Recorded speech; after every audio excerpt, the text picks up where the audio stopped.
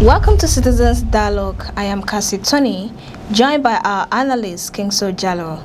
Today we'll bring you the breaking news across Nigeria, from urgent update to insightful analysis. We'll guide you through the stories that matter most. Now let's get started.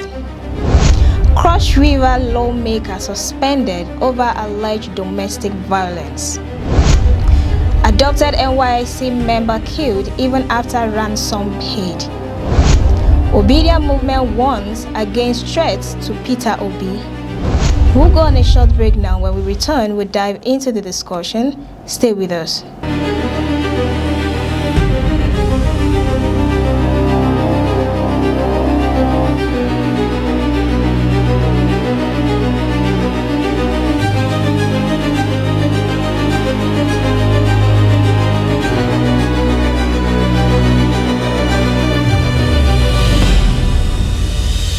The Cross River State House of Assembly has suspended the lawmaker representing Obobra 1 state constituency over at Abo indefinitely over alleged violent conduct.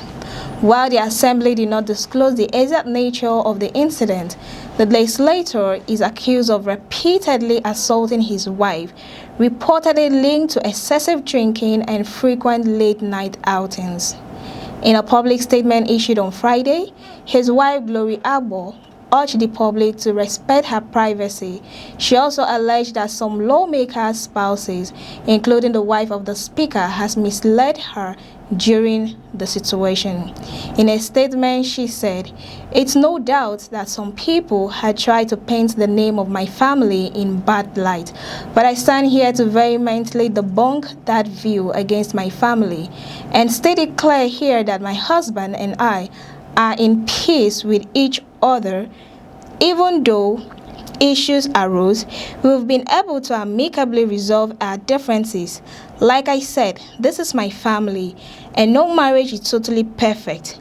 Please leave my family alone. I wish to use this medium to apologize to my dear husband, Honorable Ovat Abo, and my entire family over these misconceptions against him. Please forgive me, as this will never repeat itself again." It's a pleasure having you on set, Ojalo. Thank you, Cassie. It's my pleasure being here again. Thank you so much. I hope you had a good night rest. Of course, thank you. Now, what do you have to make of the story? Because I see that some women are actually addicted to domestic violence. Because how can, as a woman, you're being beaten blue-black? Look at the face of the woman in the video we just watched. Look at her face. See how she looked, and they are trying to save your life, and you're saying your family is okay. Or is she admitting to the fact that okay, she's at fault?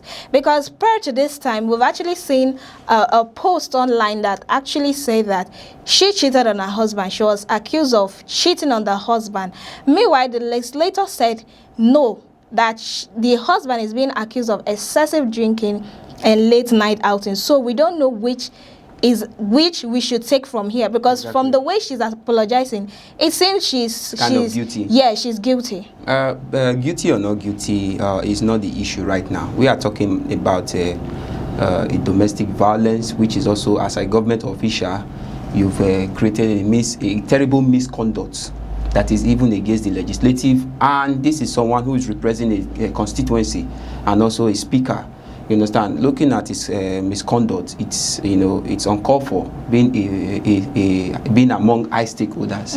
You understand? So we are not even on the side of who is guilty, who is at fault. But as a government official, you should be able to conduct yourself, knowing fully whether you represent, that you represent a constituency, and you are not a government official. We are talking about someone representing the first man of a district. Exactly. So you should be able to coordinate yourself in kind of a dispute, and for the fact that it came out publicly is what even prolonged the issue here right now. You understand? They have a lot of consequences that are attached to it. Now, in regards of glory, yes, our reaction towards it, to me, just as you made mention that it seems she's guilty, that was why she will come out and also let the public know. The public and also the Speaker's Wife Association to please stay away from her marriage. From what she said, that she told them, and she has also resigned from the association. from that association, and telling them that they should not misconduct the affair of her marriage, apologizing to her husband, whatever the case may be. Look, I think just as you said, from her statement, it seems she's guilty, and again, the husband has not really fully clarified, and the house, in the other hand, saying giving accusation on him being the one at fault here, late night coming in, drinking and thereabout. You understand? Well, whatever the news may be, we probably might not have gotten the clear news. One of the assembly members actually stated that he cannot count the number of times he has gone to their house late at night to save her from the husband. Yes. We might not at this time gotten the actual index of this whole situation, but the situation is, the actual situation right now that should be fully addressed.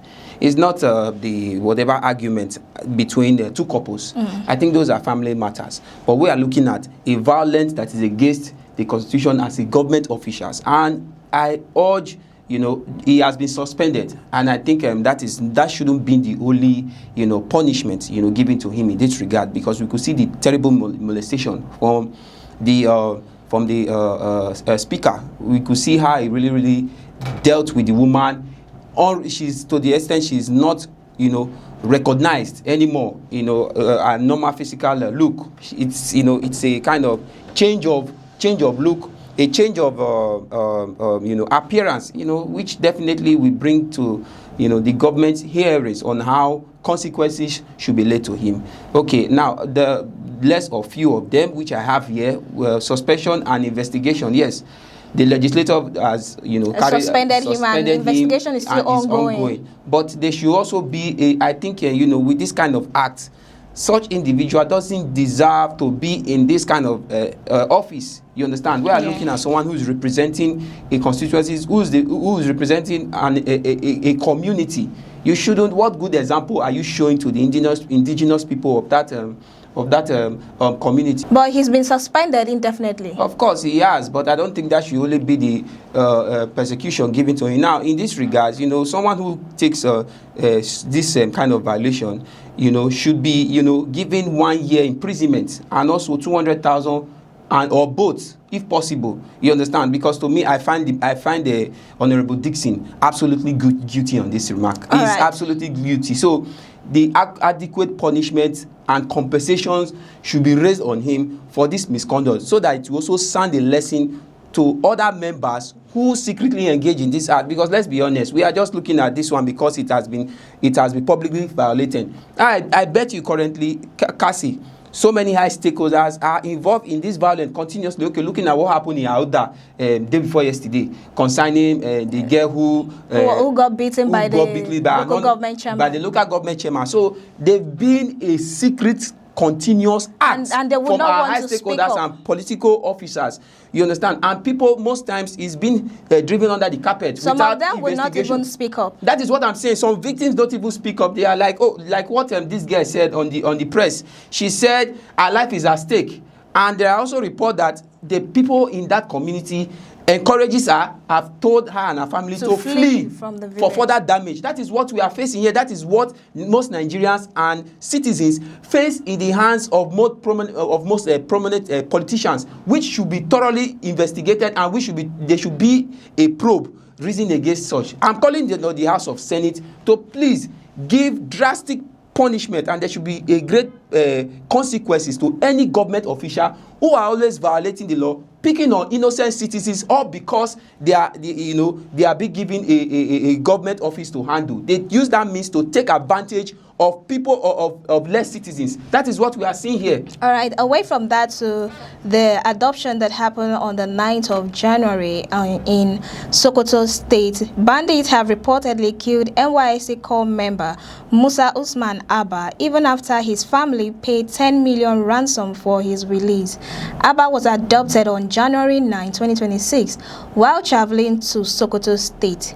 The kidnappers later demanded the ransom and released a video showing him being tortured, threatening to kill him. On Thursday, the family revealed that all communication with the adopters stopped after the ransom was paid, raising fears that Abba has been killed. On Thursday, this Thursday, I think we should be referring to 5th of March 2026. Thursday, yes. Yeah. Last week Thursday or yesterday Thursday that just passed. Okay, yes. When the report of his his alleged killing. You know, we're not really sure if he has been killed, although the family say that communication stopped after the ransom of 10 million has been paid. You know, this is really sad. These people are callous. Because money has been paid, why not release the victims? And you're not even saying, giving the family feedback to be sure that, okay, their child is still alive and healthy, or they've killed him. They just went blank on them. Well, statistics shows that 2,266 people so far this year has been killed by bandits alone. You understand? Most especially victims of which are most travelers and, you know, most especially COP members who are also involved in this killing. That is the total number given, you understand. And if you look at also statistics since 2014, 2023, well, you know, the total of 16 COP members were killed by bandits. You know, earlier 2026, further report claims that over 90 COP members has been kidnapped, you know, in various incidents through traveling. And they come, you know, for crying out loud, these are people who are taking it upon themselves to serve their country after the normal tertiary institutions. If you could recall, I think 1976 or thereabouts, where it was inaugurated. Then I think in the military area, and also probably before military took over. And you know, it's a, you know, when one is called to serve his country, you know, using the portfolio of NYSC is a thing of joy. But now people see it as a means of punishment that the government is rendering to those who are yet to graduate finally from their institution. You know, initially when you are, you know, after your institution, you tend to carry out the mandate of an NYSC to serve your country. People take it as joy. We live Nigeria in this situation now. Most Nigerian students don't tend to go for this program anymore. You understand? Most of them tend to scrap it. You understand? It is now being manipulated. Why? Because of this fear of being kidnapped. I've seen a situation whereby some don't even want to go to the north, even if they want to serve. I've seen a situation whereby a student of Uniport who has finished a normal tertiary school, yet to graduate, go to serve, is being posted to a place like Bornu or a place like Kano. And they'll decline. And they'll not even decline it. They don't decline. There are means of manipulating it now that you should serve in the same state you finish your high institution. Exactly, that's declining, because someone like me, if I want to serve, I'm being posted to the north. I will say no, I don't want to go. I will pay and serve in the south where I want to. In the aspect of declining, yes, you are also correct. I've seen cases whereby people have been, you know, giving NYSC slip and thereabout. They refuse. You understand? Because they don't want to go and get killed. You understand? So it's unfortunate that when most times I talked about our security forces are not doing enough. The president is not trying to address. Okay, we've been hearing, I think since 2014, when NYSC students or those in the NYSC institution faces incident like this, our chief of armed forces or the president himself, who is the commander-in-chief of armed force, would definitely, okay, yes, I know there were different administrations before he came in, but looking at these statistics, looking at this record, I ought that there will be an improved security forces for the welfare of NYSCs, most especially in the north. Here in the south, probably south, where they are a little bit secured. But what about those in the north? The northerners are not getting the services that the government, you know, in collaboration with the NYSC, to render to the country anymore. That's what we're talking about, because so the NYSC in their own field render teaching, renders banking, what they call it, working in the banking sector. They teach in schools, they work in government office, and so now going to the north now, calling on the NYSC is impossible. You understand? You don't find any NYSC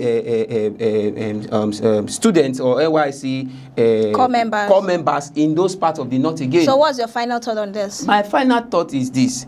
With the statistics of number of victims, of the NYSC engaged or finding themselves to be a victim of this bandit crisis, killing and thereafter for a quite period of time, is for the government to look into. You need to see the video, see how that boy was begging for his life. The Zamfara state governor, I definitely know for sure, he also found that video clip, and failure for not taking actions immediately is how will I say it, this is what they call failed government. It shows that as a sitting governor, you don't have what it takes to secure the life of those in your state and also those who have come to serve in your state. That is what it finalized. Because if you look at the amount of money that was spent, rendered to the bandit, from the family hearing, we discovered that they even got help from so many institutions, and also they got help from families and friends to show you that they were not even capable of raising the 10 million, to show you that the state governor is not doing anything to protect the life of their citizens. This incident happened in your state, and for the fact that this video clip went viral, the state governor cannot say he didn't see that video. It's not possible. Even the police command, the police institution, and any other security forces in that state has failed. So it is not left for the citizens, as I will usually say. But it was stated that the police are still working on the case. Still working. Have they gotten okay? Still working. Okay. How come? Prior to this time, the boy has not been found, even when there were higher demands apart from that 10 million, and they could not meet. All of a sudden, they couldn't get contact, with the bandit or the other. If the police were working or investigating just as they claim, by now we would have seen, even if it's the corpse of the boy, of this young man, would have been found, to show you that the security force are hell-bent on this matter. We hope the family finds solace to bear the loss if peradventure he's actually been killed. Away from that, to the Obidient movement. Now, the Obidient movement in Nigerian North Central Zone has issued a warning to anyone allegedly attacking or threatening the life of former Labour Party presidential candidate Peter Obi. The statement was titled, "Warning to those attacking or threatening Peter Obi." Prior to this time, Peter Obi's life was actually threatened in Edo State, where he went for inauguration of the new defected member to ADC. Yes. And in the process, an assassination was carried out on him, which he and the members escaped. Now, the North Central Zone has come out again. They did this movement before, and they've come out again to issue a very serious warning. And then they cited Donald Trump's trial during the period he was campaigning to become president of the US, how he escaped the gun attack, and how they measured to this Peter Obi that any great man will always face trial. But Peter Obi is destined to rule Nigeria, and until that is being done, okay, that is no attack will come to him. Well, the group have done well for resurfacing it on air and making it known to the federal government. And it's unfortunate that the federal government could not, address, the situation or even make a remark on that, since the incident happened in Edo State, looking at the hoodlums that attacked that event and thereabout. I expected, even if he's in an opposition, we are talking about the life of a prominent individual who is trying to take a seat of the presidency. Even as a city president, we all know that, yes, he's your opposition. As a city president, you should address situations like that unravel your own opposition. You understand? We are talking about the life of a Nigerian, a prominent Nigerian for that matter. You understand? I am not saying all the lives of all Nigerians are not important, but what I'm trying to say is that as a city president, as an administration, you ought to have, commend the state governor, security officials to take drastic action, which occurred on the 26th, I think, or 26th February or thereabout, which happened in Edo State, but on no form that as the president come out to address the matter, which is unfortunate. Now, to the group, I think the movement was launched, that is on Operation Make Election Rig Difficult. That is GO MAD. That is what their rally is all about. concerning 2027, and they have also, taken on nationwide resistance for any individual who tends to come against a political forum which they belong to, example the ADC, you understand. And then they've also demanded the federal probing on the issue that happened in Edo State. Now, looking at this is a sound warning, just as they have claimed. You understand? Not just for the life of Obi, any opposition should not be harmed. That is the most important thing here. We are all Nigerians, and anyone has the right. As far as you are a citizen, you have the right to vote, and you also have the right to be voted for. To be voted for. You understand? And that is what most high stakeholders are coming against. You understand? A democratic country like Nigeria should have the freedom to do anything apart from involving in crime and cybercrime and thereabout. So it's a good warning, and I think the leadership should take this very, very serious. You understand? And this movement is also a means of creating awareness to the ruling party in order to, in case they are being involved or they are having hand in most of this thuggery affecting most political rivals coming ahead, so please realize that we are in a democratic country and enough of the thuggery. You understand? Just like I made mention in our other discussion, that look, African leaders, not just Nigeria, African leaders currently find themselves of being in power and taking over that power as a means of being his or her birthright. That is what African leaders are engaging themselves in currently, which is unfortunate. You understand? They have forgotten, they fail to realize that, look, this power I find myself should be occupied by another occupancies later on in the future, not me trying to, take it as my own birthright. You understand? So they look for every means to try to antagonize any oppositions that come their way, which is unfortunate. You understand? Look at the USA, for instance, the Democrats and the Republicans. You understand? Despite being in two coalitions or two different forums, in terms of negotiations, in terms of carry out political duties, we see how they mesh together, make sure that the country works despite their differences. But here in Africa, most especially Nigeria, we do it in the other way around. That's what we call Africans. Tell me now, how do we tend to develop? How do we tend to meet the standard of every other civilized country? We're talking about, we've talked about, we are hoping for a better Nigeria. That is what most of these politicians talk about during campaign and thereabout. We want a better Nigeria. We want a united Nigeria. We want a Nigeria that will be beneficial to everyone. But when you are being engaging in constant dispute with oppositions or those who are also seeking the fate to become president, how then do we get a better Nigeria? That is the question we should be asking ourselves.